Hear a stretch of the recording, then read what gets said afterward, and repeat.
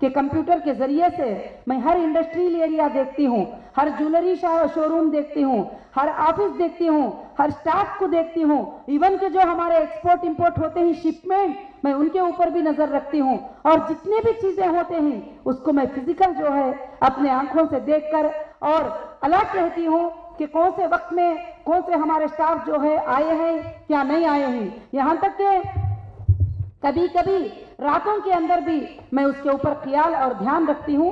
उसके बाद से जो टाइम है उसमें मैं कभी मीटिंग के लिए टाइम लगाती हूँ, कभी सियासत के मीटिंग के लिए टाइम लगाती हूँ, कभी और स्पेशल बिजनेस के मीटिंग होते ही मैं उसके लिए टाइम लगाती हूँ। जब अल्लाह ताला टाइमिंग में बरकत दे दे तो जो बड़े लोग कहते हैं कि इसकी उम्र में बरकत दे, उम्र में बरकत दे, तो हमारे एक मुहद्दिसीन ने लिखा है कि उम्र में बरकत का मतलब ये नहीं है कि उसकी उम्र 100 साल की 500 साल हो जाए। उम्र में बरकत की मतलब ये है कि वो 1 साल में 10 साल का काम करे।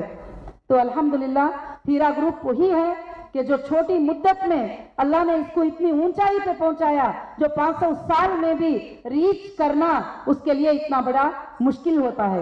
वैसे ही कर्नाटका भी मैं जब गई असेंबली इलेक्शन कंटेस्ट करने के लिए, लोगों ने कहा कि बहुत कम वक्त है, बहुत कम मुद्दत है, 3-4 महीनों का टाइम है। ये 3-4 महीनों के टाइमिंग में आप 224 पे कैसे कंटेस्ट कराओगी, कैसे आप कैंडिडेट को सेलेक्ट करोगी, कैंडिडेट आएंगे भी कैसे, अभी तक के एमईपी को कोई पहचाना भी नहीं।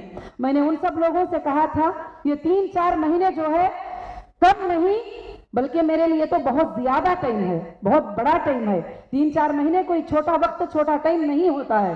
तो अल्हम्दुलिल्लाह जब मैंने काम स्टार्ट किया, अल्लाह का फजल हुआ कि 2-3 महीनों में कर्नाटका में एमईपी इतनी मशहूर हुई कि कोई घर ऐसा नहीं है जो एमईपी को ना जानता हो और एमईपी के मकसद को ना जानता हो। जब मीडिया के सामने मैं 224 कैंडिडेट का लिस्ट जब रिलीज किया तो सारे लोग हैरान थे कि 100 साल की मुद्दत में भी ये आसान नहीं था, मगर 3-4 महीनों की मुद्दत में ये कैसे आसान है। तो मैं भरोसा रखती हूँ कि जब अल्लाह टाइमिंग में बरकत दे देते हैं तो छोटे टाइम में भी जो है बहुत बड़े काम अल्लाह ताला जो है बंदों से करा लेते हैं।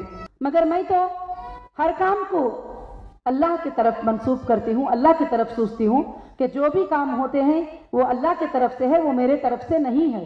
लोग कभी कभी कहते हैं कि हाँ ये करना चाहिए था, ये नहीं करना चाहिए था, तो मेरे बस में भी नहीं है क्या करना चाहिए और क्या नहीं करना चाहिए।